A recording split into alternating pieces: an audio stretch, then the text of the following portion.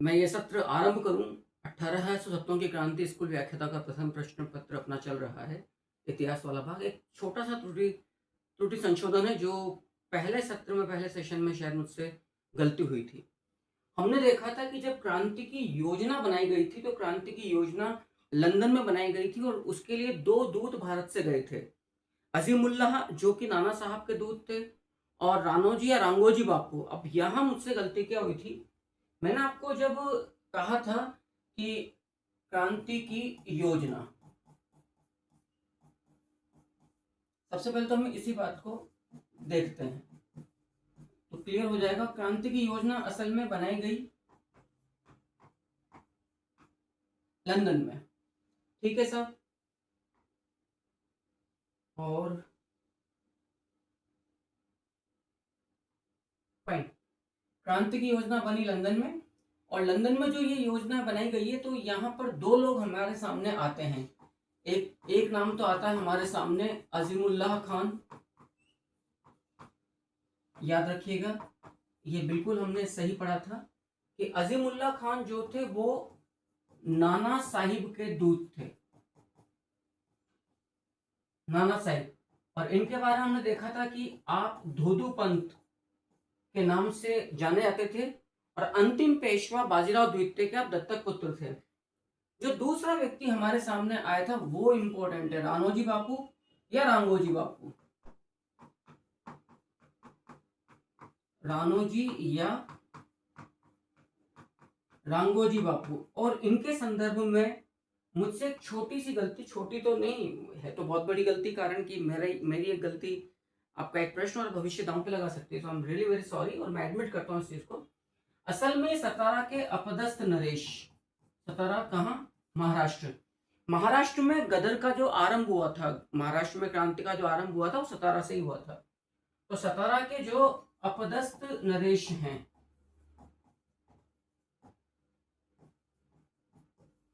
सतारा के अपदस्थ नरेश प्रताप सिंह, मैंने यहां पर अप्पा साहिब लिखा था और ये गलती इसलिए हुई थी क्योंकि अप्पा साहिब इनसे पहले नरेश थे।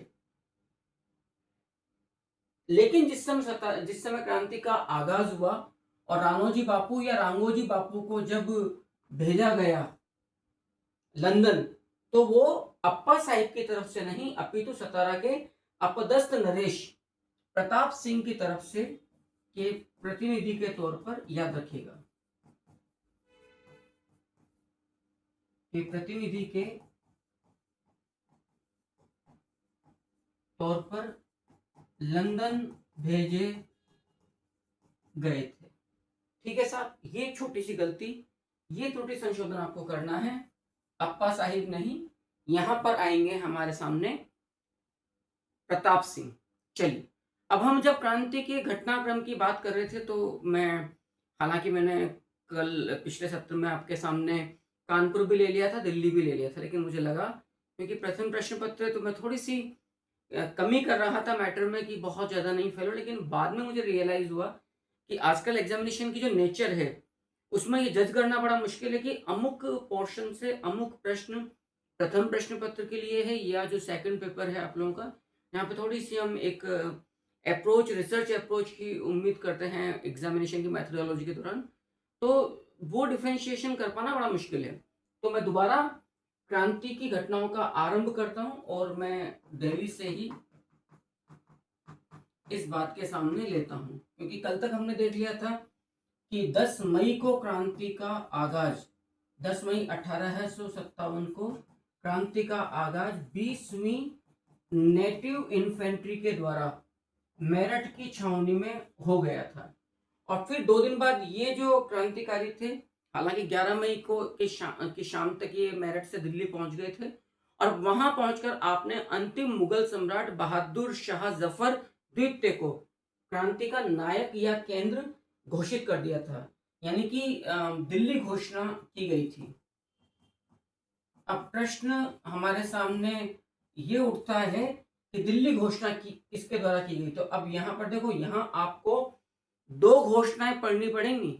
एक तो है दिल्ली घोषणा जो 12 मई 1857 को हो रही है, और एक घोषणा हो रही है आपके सामने 25 अगस्त 1857 को, आजमगढ़ घोषणा। इन दोनों का ही संबंध दिल्ली से है। इस बात को अच्छे से याद रखिएगा।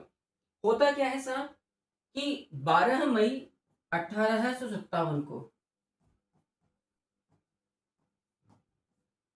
मेरठ छावनी की जो बागी टुकड़ी थी, 20वीं नेटिव इन्फेंट्री क्लियर के सैनिकों ने को मेरठ की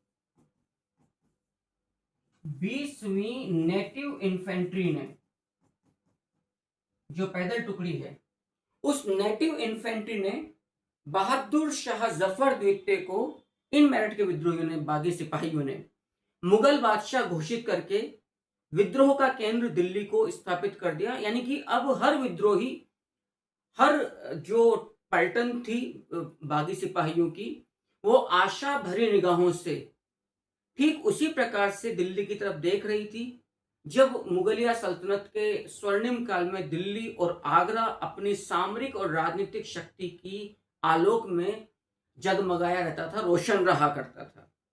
कहीं ना कहीं सैनिकों को यह उम्मीद थी कि संभवतया मुगल बादशाह बहादुर शाह जफर द्वितीय के आह्वान पर पूरा हिंदुस्तान अंग्रेजों के विरुद्ध लामबंद हो जाएगा, यद्यपि ऐसा हो नहीं पाया था।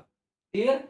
तो 12 मई 1857 के दिन यहां पर दो बड़ी घटनाएं हमारे सामने घटती है, देखने को मिलती है। एक तो दिल्ली घोषणा की गई, फिर देख लीजिएगा, दिल्ली घोषणा को बागी सिपाहियों ने करा और इसके द्वारा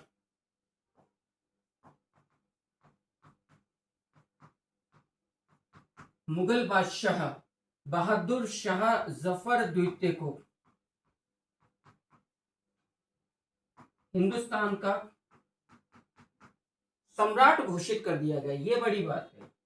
अब आप कहेंगे कि साहब ये सम्राट तो पहले से ही था, हिंदुस्तान का सम्राट घोषित कर दिया गया, तो हिंदुस्तान का सम्राट तो मुगल बादशाह बहादुर शाह जफर द्वितीय पहले से थे। नहीं, एक अंतर आ गया है, क्योंकि लॉर्ड कैनिंग से पहले लॉर्ड डलहौजी ने दिल्ली का लाल किला खाली करवा लिया था, जो आवास स्थल था मुगल बादशाह का, और महरौली के पास एक गांव में छोटा सा एक भवन इन्हें अलॉट किया गया था कि आपका भी ये रेजिडेंस है यहाँ से। तो एक बात तो ये, फिर डलहौजी के बाद जब कैनिंग 56 में जब गवर्नर जनरल बन के भारत में आया, उसने घोषणा कर दी कि सम्राट की जो पदवी है वो सिर्फ और सिर्फ बहादुर शाह जफर द्वितीय के तक के जीवन काल तक ही रहेगी। बागियों ने जानबूझकर आपको हिंदुस्तान का सम्राट घोषित किया। ये एक प्रतीक था कि आज के बाद से मुगल बादशाह केवल महरौली और कुछ एक लोगों का ही प्रतिनिधि नहीं है, वो हर हिंदुस्तानी की उम्मीदों के जलते हुए दीपक के आलोक की एक किरण है। और हर सिपाही अब मुगल बादशाह जफर द्वितीय के पीछे लामबंद है। क्लियर? ये बहुत बड़ी घटना हुई। और जो दूसरी घटना 12 मई के दिन घटी वो और महत्वपूर्ण थी। असल में दिल्ली के अंदर जब 12 मई 1857 को दिल्ली पर अधिकार कर लिया और कई अंग्रेज मारे गए इस दिन, अंग्रेज समर्थक मारे गए इस दिन, तो एक लेफ्टिनेंट था, लेफ्टिनेंट विलोबी। इस लेफ्टिनेंट विलोबी ने आनन फानन में कि कहीं मेरठ से आए हुए 20वीं नेटिव इन्फेंट्री के बागी सिपाहियों के हाथ में दिल्ली का शस्त्रागार, बारूद खाना उनके हाथ ना लग जाए, उनको बहुत बड़ी ताकत ना मिल जाए कि जो बारूद, गोला बारूद, असला इकट्ठा है दिल्ली का शस्त्रागार में, उसको बचाने के लिए आग लगा दी थी, याद रखिएगा, लेफ्टिनेंट विलोबी ने। इसी दिन 12 मई 1857 को। उम्मीद करता हूं यहां तक की बात आपको समझ में आ गई है। तो अब क्या घटना क्या क्या घटी है जरा देखिएगा। यानी कि 12 मई 1857 के दिन दो घटनाएं घटी। एक घटना तो क्या घटी कि साहब दिल्ली घोषणा की गई, ठीक है, जिसके द्वारा पुनः हिंदुस्तान का सम्राट घोषित कर दिया गया अंतिम मुगल बादशाह बहादुर शाह जफर द्वितीय को। और दूसरी घटना क्या घटी, लेफ्टिनेंट विलोबी ने दिल्ली शस्त्रागार को आग के हवाले कर दिया। दिल्ली शस्त्रागार प्लस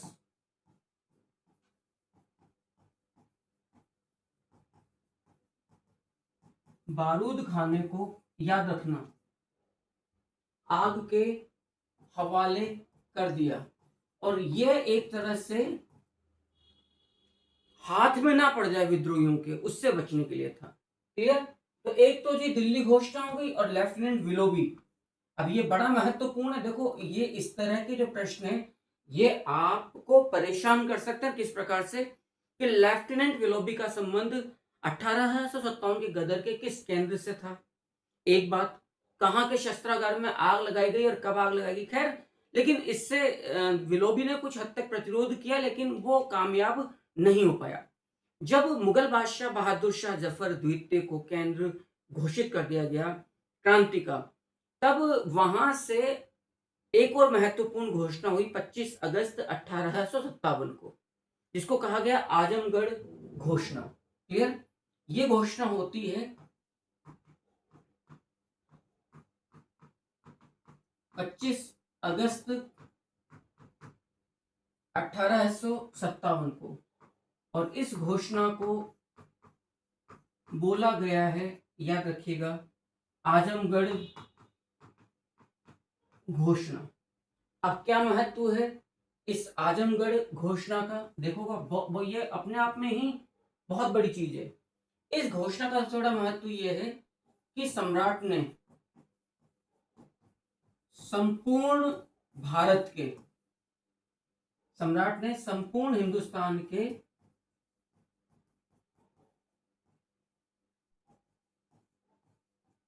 राजे रजवाड़ों से, संपूर्ण हिंदुस्तान के राजे रजवाड़ों से विद्रोह में बागियों के समर्थन में लड़ाई लड़ने का आह्वान किया। समर्थन में यानी कि एआईसी के विरुद्ध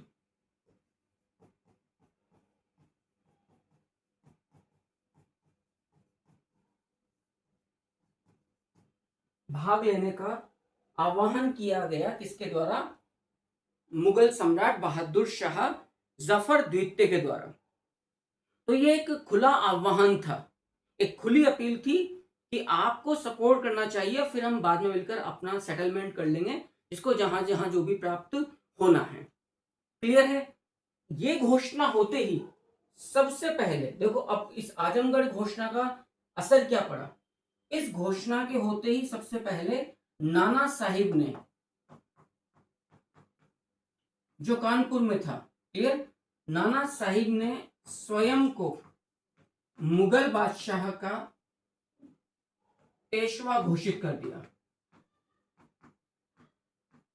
स्वयं को मुगल बादशाह का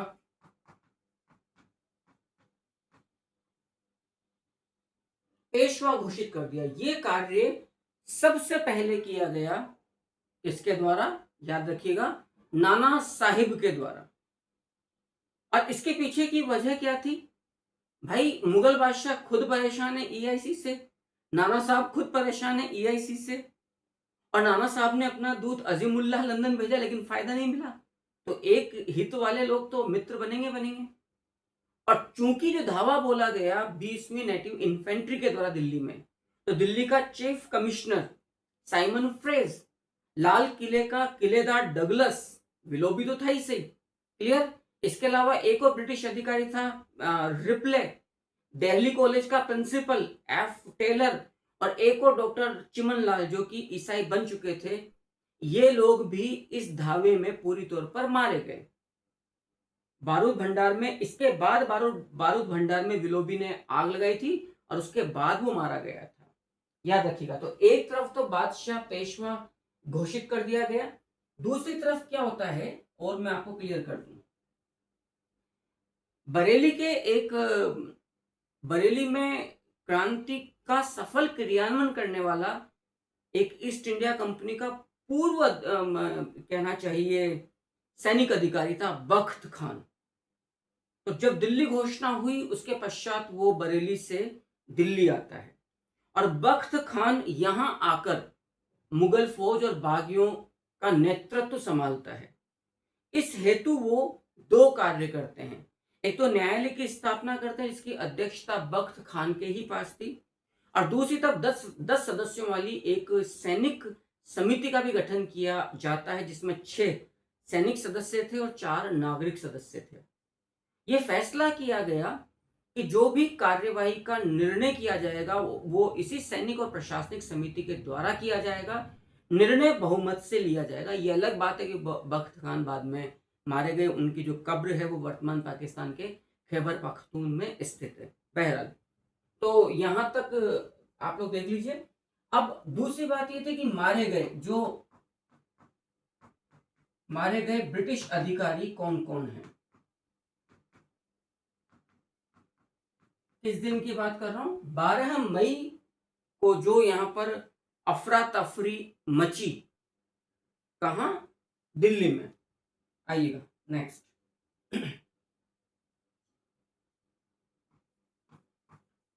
20वीं नेटिव इन्फेंट्री प्लस अन्य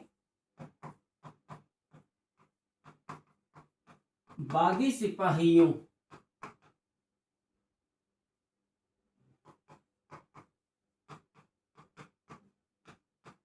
के आक्रमण में मारे गए, याद रखना इंपॉर्टेंट है, में मारे गए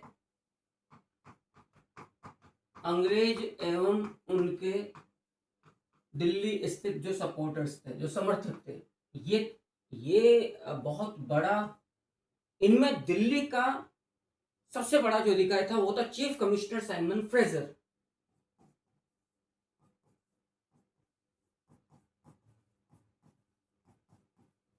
दिल्ली का चीफ कमिश्नर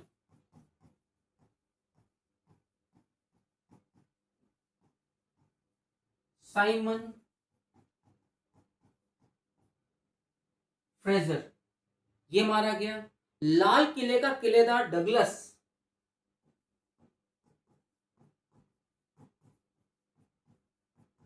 लाल किले का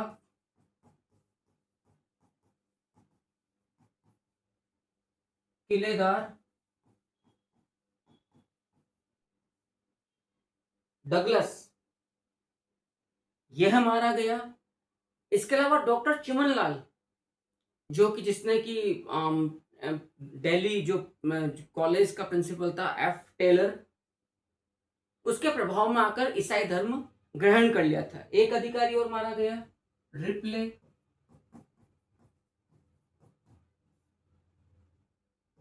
एक अधिकारी मारा गया दिल्ली कॉलेज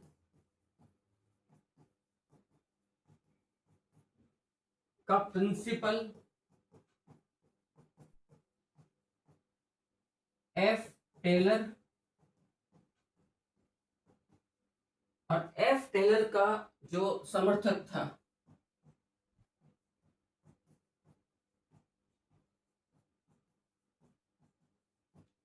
डॉक्टर चिमनलाल, जो कि आप कहेंगे धर्मांतरित ईसाई।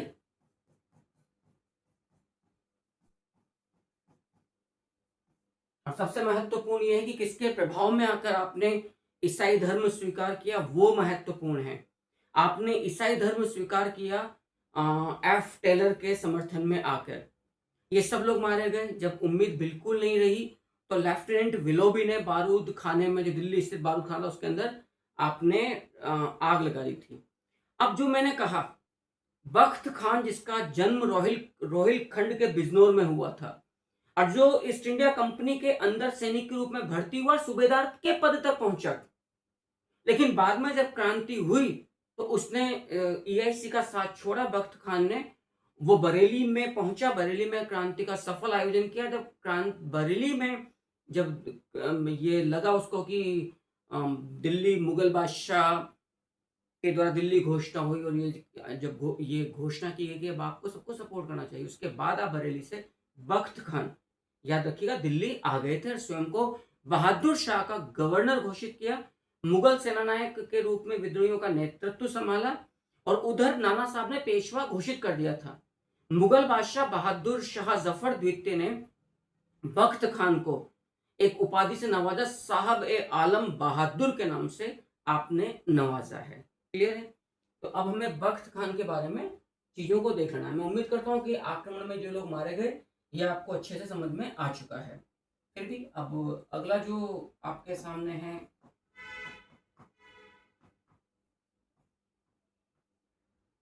बख्त खान। पहली बात तो बख्त खान बिजनौर, बिजनौर क्या, रोहिलखंड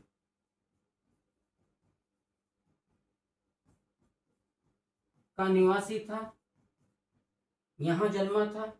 ईआईसी में ब्रिटिश फौज में, याद रखना, सूबेदार के पद तक आप पहुंचे। ईआईसी में सूबेदार के रूप में आप नियुक्त रहे।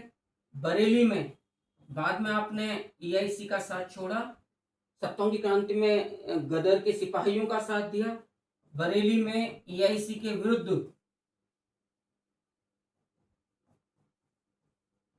याद रखना, बरेली में ईआईसी के विरुद्ध क्रांतिकारियों का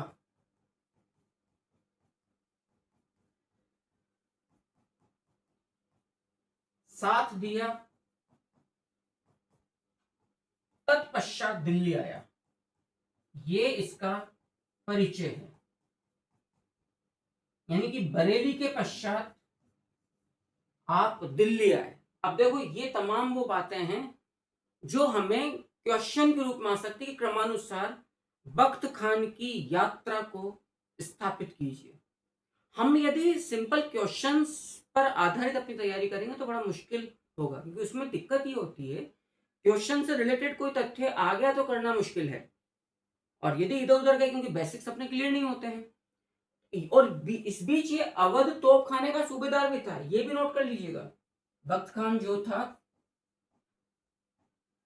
अवध में ईआईसी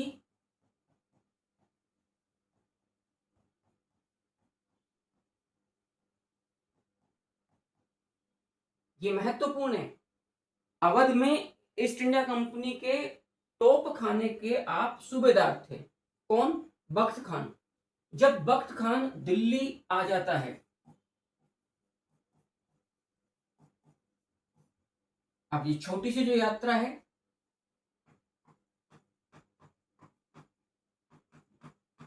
रुहेलखंड के बिजनौर में आप जन्मे। इसके पश्चात आप ईआईसी सेवा में आ गए। अब ईआईसी सेवा में रहते हुए आप, याद रखना, अवध में तोप खाने के सूबेदार रहे। क्लियर है? आप ईआईसी में रहते हुए सूबेदार के पद तक पहुंचे। क्लियर? और फिर यहां से आपने ईआईसी की सेवा को त्यागा और आप बरेली में आपने गदर में क्रांतिकारियों का आपने क्या दिया? साथ दिया। देखो पूरी यात्रा में आपके सामने लिखता चला जाता हूं ताकि आपको साथ रहे, सहूलियत रहेगी। बरेली में सफल क्रियान्वयन के पश्चात आप कहां आ जाते हैं? दिल्ली आ जाते हैं। और दिल्ली आकर आप स्वयं को मुगल बादशाह का गवर्नर घोषित कर देते हैं। याद रखना, प्लस मुगल सेनानायक आपको नियुक्त कर दिया जाता है, क्योंकि आपने ईआईसी में सैन्य प्रशिक्षण लिया ब्रिटिश फौज में रहते हुए, और ईआईसी के विरुद्ध आप बरेली में लड़े। आपने अवध में तोप खाने का नेतृत्व किया।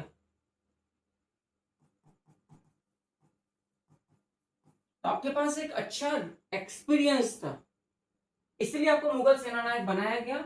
और साथ में आपको साहब ए आलम ए बहादुर की उपाधि भी मुगल बादशाह बहादुर शाह जफर द्वितीय के द्वारा दी गई।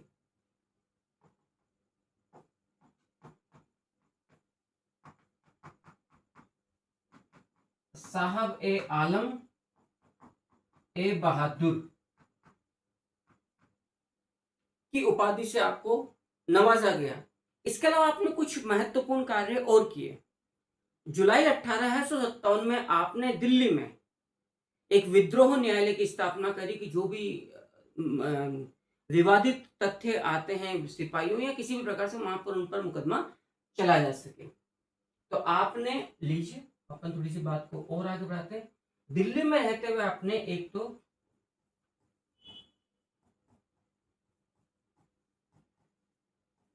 विद्रोह न्यायालय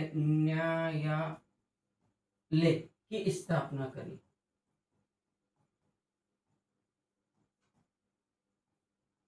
याद रखना, जुलाई 1857 में, क्लियर है। साथ में बाद में फिर आपने एक सैन्य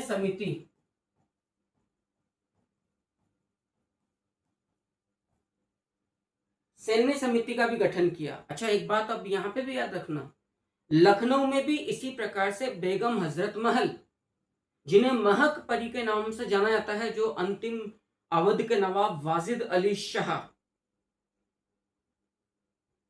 शायद ख्याल नवाब वाजिद अली शाह की मैं एक प्रसिद्धि है, भूल रहा हूं, पिया पिया करके इनको कहा जाता है, उनकी आप बेगम थी। तो जब अवध के अंतिम नवाब वाजिद अली शाह को 13 फरवरी 1856 को लॉर्ड डलहौजी ने अवध का कुशासन के आरोप में विलय कर लिया था, उन्हें बंदी बनाकर कलकत्ता भेज दिया गया था। उसके पश्चात बिरजेश कादिर, जो अल्पवयस्क पुत्र था बेगम हजरत महल का, उसके नाम से शासन चलाया। बेगम हजरत महल ने 57 की क्रांति में घोड़े पर बैठकर, मर्दाना वेश में घोड़े हाथी बैठकर अपनी टुकड़ी का नेतृत्व भी किया था बेगम हजरत महल ने। तो बेगम हजरत महल ने भी लखनऊ में 5 सदस्यों की एक समिति का गठन किया था। इसका कार्य ठीक इसी प्रकार से था जो सैन्य समिति दिल्ली में स्थापित करी बख्त खान ने, कि जो भी कार्यवाही करनी है उसका निर्णय बहुमत के आधार पर लिया जा सके। तो सैन्य समिति, विद्रोह न्यायालय की स्थापना की गई, प्लस सैन्य समिति का गठन किया गया। अब याद रखना, यह सैन्य समिति 10 सदस्यों वाली थी, याद रखिएगा। यह सैन्य समिति कुल 10 सदस्यों वाली थी। अब इन 10 सदस्यों में 6 तो थे सैन्य सदस्य और 4 थे नागरिक सदस्य।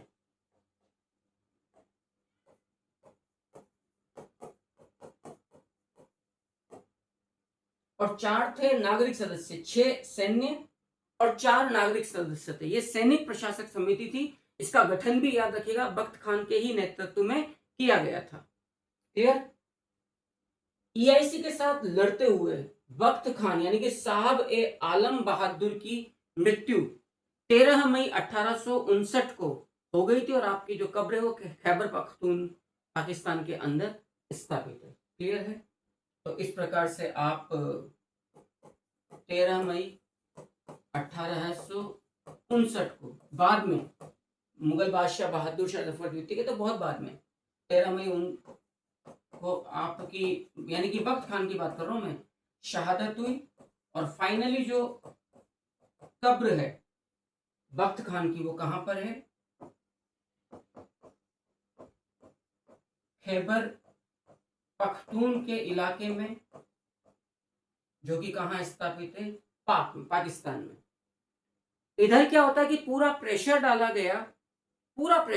गया कैप्टन हडसन और कई प्रकार के जो अन्य ब्रिटिश अधिकारी थे वो भेजे गए। याद रखना, दिल्ली की लामबंदी की गई, और दिल्ली की लामबंदी करने के पश्चात पूरा, क्योंकि उनको ये लग रहा था कि कहीं ऐसा ना हो कि हम पूरी तौर पर घिर जाएं दिल्ली से। ईआईसी को ऐसा लग रहा था। तो दिल्ली का जो विद्रोह था, दिल्ली का जो केंद्र बना दिया गया था, उस पर नियंत्रण स्थापित करना ईआईसी के लिए बेहद जरूरी था, क्योंकि पूरे हिंदुस्तान में मैसेज आता, यदि दिल्ली की क्रांति सफल हो जाती, दिल्ली के अंदर, क्योंकि लेफ्टिनेंट विलोबी ने शस्त्रागार को आग लगा दी, फ्रेजर हो गया, अन्य ब्रिटिश अधिकारियों की यहां पर हत्या कर दी गई, तो ये मैसेज कन्वे नहीं होने देना चाहती थी ईआईसी कि दिल्ली सशक्त केंद्र के रूप में उभरे और यहां से ब्रिटिश फौज को पीछे हटना पड़े। डर इस बात का था कहीं ये आग यदि फैल गई सफलता की और राजा रजवाड़े यदि पूरी तौर पर यदि लामबंद होते चले गए पूरी तौर पर इसके पीछे, दिल्ली के पीछे, तो फिर हिंदुस्तान में ब्रिटिश फौज का टिकना बहुत मुश्किल हो जाएगा। तो जॉन निकोलसन और कैप्टन हडसन को पूरे असले के साथ दिल्ली की घेराबंदी के लिए भेजा गया। यद्यपि जॉन निकोलसन इसमें मारा गया, लेकिन कैप्टन हडसन पूरी तौर पर सफल हुआ था। और फिर जब कैप्टन हडसन ने हुमायूं के मकबरे से अंतिम मुगल बादशाह को एक इलाही बख्श नामक गद्दार की सूचना पर गिरफ्तार किया, उसकी मुखबरी पर गिरफ्तार किया, उसके बाद भयंकर नरसंहार किया गया था। तो बॉम्बे गवर्नर एल्फिंस्टन ने हडसन के द्वारा जो दिल्ली में मारकाट मचाई गई, जो नरसंहार किया गया, उसकी तुलना नादिर शाह के आक्रमण से की थी। आप जानते हैं कि बहादुर शाह जफर द्वितीय महान सम्राट थे मतलब महान शायर थे, और इन्हीं का एक साथी था मिर्जा गालिब। आपको मालूम है कि एक बड़ा प्रसिद्ध शेर है कि न किसी की आंख का नूर हूं, न ही दिल का करार हूं, जो किसी के काम नहीं आ सका वो मैं बुझा हुआ चिराग हूं। ये प्रसिद्ध शेर है आपके बहादुर शाह जफर द्वितीय का। इसी के समकालीन जो प्रसिद्ध शायर थे मिर्जा गालिब, और मिर्जा गालिब ने भी 1857 की क्रांति के रक्त रंजित वर्णन करते हुए बहुत साफ लिखा है कि मेरे सामने खून का समंदर था, पता नहीं मुझे और क्या क्या देखना बाकी है। ये दर्द निकला है उस शायर का इन पंक्तियों के जरिए। तो बहरहाल जो हम कहने जा रहे हैं वो सिंपल सा है कि जॉन निकोलसन और कैप्टन हडसन को इस प्रकार से भेजा गया, कहां पर, दिल्ली की लामबंदी करने के लिए। क्लियर है? नेक्स्ट आइए। यहां तक की बात मैं उम्मीद करता हूं आप लोगों को बहुत अच्छे से समझ में आ गई होगी। नेक्स्ट अगला देखते हैं। अब होता क्या है कि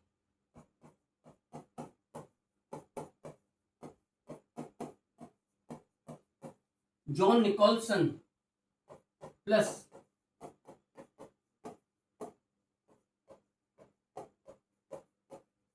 कैप्टन हडसन को दिल्ली की लामबंदी करने के लिए भेजा जाता है। जॉन निकोलसन इस घेराबंदी में मारा गया पूरी तौर पर। आप आइडिया लगाइएगा कितना बड़ा झटका रहा होगा ईआईसी के लिए। प्रमुख अधिकारी, ब्रिटिश अधिकारी, पहले भी काफी लोग मारे गए, लेकिन जो कैप्टन हडसन था वो थोड़ा शांति धीरज रखता है और फाइनली एक विश्वासघाती का उसको सहयोग मिलता है। इसका नाम था मिर्जा इलाही बख्श, और मिर्जा इलाही बख्श की मुखबरी पर 21 सितंबर 1857 को हुमायूं के मकबरे से बहादुर शाह जफर द्वितीय को उसके पुत्रों और एक पोते और उसकी पत्नी जीनत बेगम के साथ गिरफ्तार किया जाता है। क्लियर? कैप्टन हडसन विश्वासघाती मुखबिर,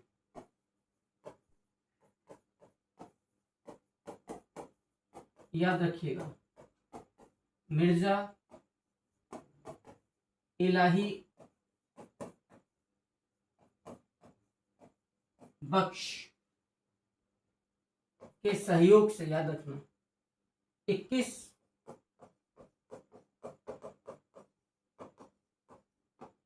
सितंबर 1857, काफी महत्वपूर्ण तारीख है।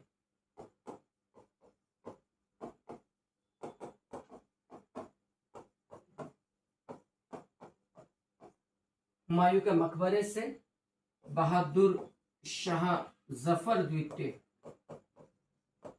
जो मुगल बादशाह है और उनकी बेगम जीनत बेगम, कहते हैं दोनों में लगभग 40 साल का अंतर था।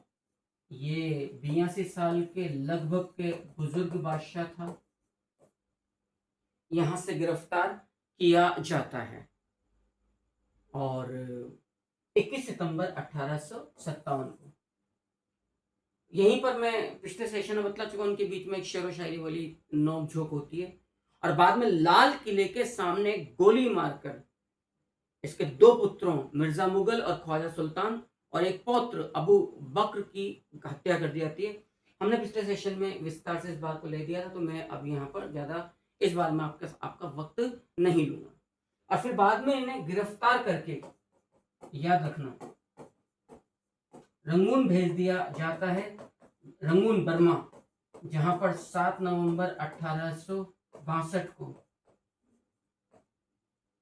बहादुर शाह जफर द्वितीय की गुमनामी में मृत्यु हो जाती है। वर्तमान में भारत के प्रधानमंत्री हैं श्री नरेंद्र मोदी, उनके सहयोग से रंगून बर्मा के अंदर गुमनामी में जो कब्र है मुगल बादशाह बहादुर शाह जफर द्वितीय की, उसको प्रकाश में लाया गया, उसकी सार संभाल किया गया, भारत सरकार के द्वारा काफी खर्चा उसमें किया गया है।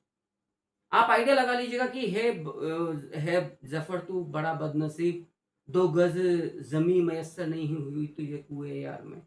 ये लिखता है कि मैं इतना बदनसीब हूं कि मुझे 2 गज जमीन नहीं मिली, जमीन अपनी मातृभूमि की, मादर वतन की। ये निराशा में कहता है कि न किसी की आंख का नूर हूं, न किसी के दिल का करार हूं, जो किसी के काम न आ सका मैं वो बुझता हुआ चिराग हूं। बहादुर शाह जफर द्वितीय।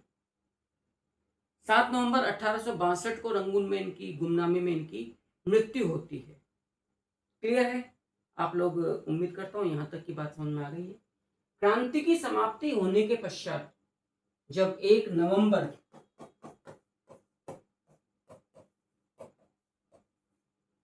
1858 को इलाहाबाद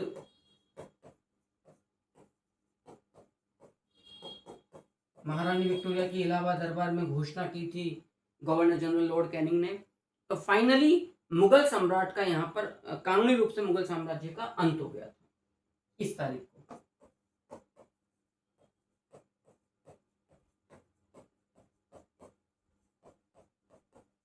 कानूनी रूप से याद रखिएगा,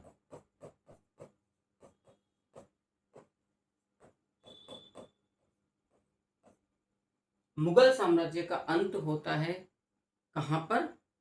इलाहाबाद में। इस बात को हम अच्छे से समझ सकते हैं। यहां तक की बात बहुत क्लियरली आप लोगों को, मैं उम्मीद करता हूं, समझ में आ गई होगी। दिल्ली के अंदर विद्रोह की समाप्ति कब होती है? असल में दिल्ली के अंदर विद्रोह की समाप्ति जॉन निकोलसन और हडसन के द्वारा 21 सितंबर को तो गिरफ्तार किया गया हुमायूं मकबरे से एक दिन पहले, ठीक इन्होंने कंट्रोल कर लिया था। यहां लिख देते हैं, दिल्ली में क्रांति का अंत। ये अंत हो गया था 20 सितंबर 1857 को। यद्यपि इससे पहले जॉन निकोलसन की मृत्यु हो चुकी थी और जो कैप्टन हडसन था वो जरूर लंबे समय तक और वो गिरफ्तार करने में सफल रहा। अंग्रेज सेना को यहाँ पे गोरखा और सिख पटियाला, नाभा, जिंद की सिख रियासतों तथा कश्मीर रियासत का पूरा समर्थन प्राप्त हुआ था। इस बात को याद रखिएगा, पूरा समर्थन। आप गोरखा टुकड़ी की बात कर सकते हैं जिन्होंने अंग्रेजों का साथ दिया, आप कश्मीर रियासत की बात करिए, और सिख रियासतें पटियाला, जिंद, नाभा, इन तमाम रियासतों ने अपना सैनिक सहयोग जॉन निकोलसन और कैप्टन हडसन के साथ दिल्ली भेजा। आप लोग सोचिएगा, इस देश का भला कौन कर सकता है? दिल के फफोले जल उठे सीने के दाग से, इस घर को आग लगी घर के चिराग से। जब आप ही अपनों को दबाने के लिए, कुचलने के लिए विदेशियों का साथ दे रहे हो, तो सवाल ही पैदा नहीं होता कि इस देश का फिर कोई भला कर सके। जैसे 21 सितंबर 1857 को हुमायूं के मकबरे से मुगल बादशाह बहादुर शाह जफर द्वितीय को गिरफ्तार किया गया, उसके पश्चात कैप्टन हडसन ने दिल्ली के अंदर नरसंहार किया था। सन 20 सितंबर से ही वो नरसंहार आरंभ हो गया था। तो आप यहां पर इस बात को यूं देखने का प्रयास करिएगा कि कैप्टन हडसन द्वारा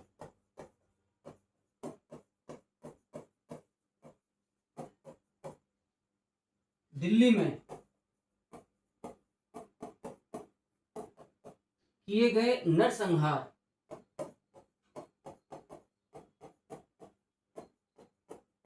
अब इस नरसंहार की तुलना, ये महत्वपूर्ण है, इस नरसंहार की तुलना करी है बॉम्बे गवर्नर एल्फिंस्टन ने।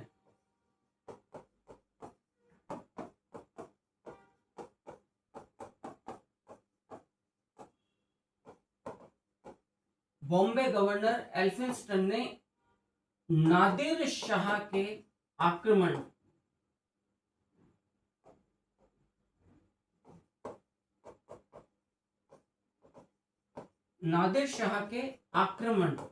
आपको मालूम है नादिर शाह का आक्रमण 1739 में हुआ था। नादिर शाह के आक्रमण के दौरान दिल्ली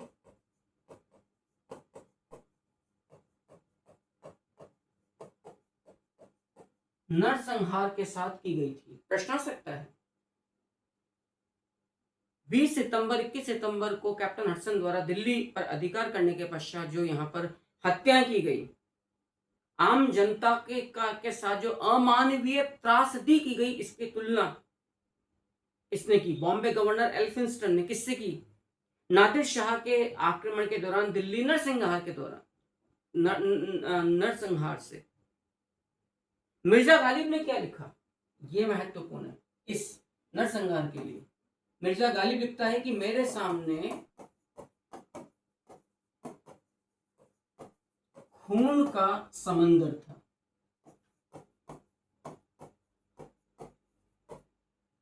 मेरे सामने खून का समर्थन था। पता नहीं मुझे और क्या क्या देखना बाकी है।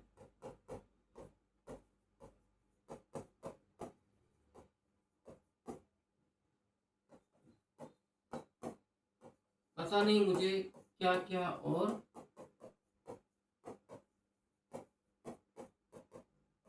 देखना है। ये कथन है महान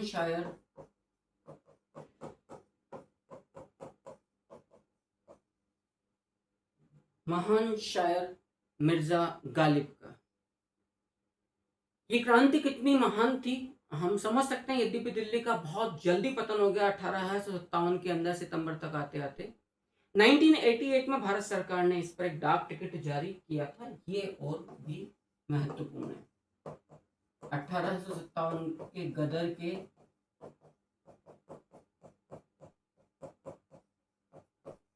ऐतिहासिक महत्व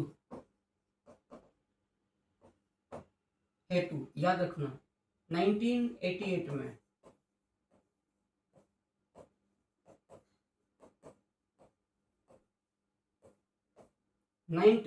में भारत सरकार द्वारा डाक टिकट जारी किया गया था। मैं उम्मीद करता हूं कि दिल्ली को मुझे दोबारा लेना पड़ा, क्योंकि मुझे पिछले सत्र में ऐसा लगा, पिछले सेशन में, कि शायद कुछ कहानी अधूरी सी रह गई थी। मुझे लगा कि मैं जस्टिस नहीं कर पाया जो भी लोग क्लास को देख रहे हैं, और जो मैं थोड़ा सा गंभीर एक डेप्थ रिसर्च बेस्ड टीचिंग का आदी हूँ, तो मुझे कुछ खालीपन सा उस सेशन में लग रहा था। इसलिए मुझे इस सेशन को दोबारा, इस सत्र को दोबारा लेना पड़ा। उम्मीद करता हूँ कि दिल्ली के बारे में जो जानकारी दी गई है वो काफ़ी कंप्लीट अब आपको नजर आई होगी। नेक्स्ट सेशन में हम अपनी यात्रा को यहीं से आगे स्टार्ट करेंगे। तब तक के लिए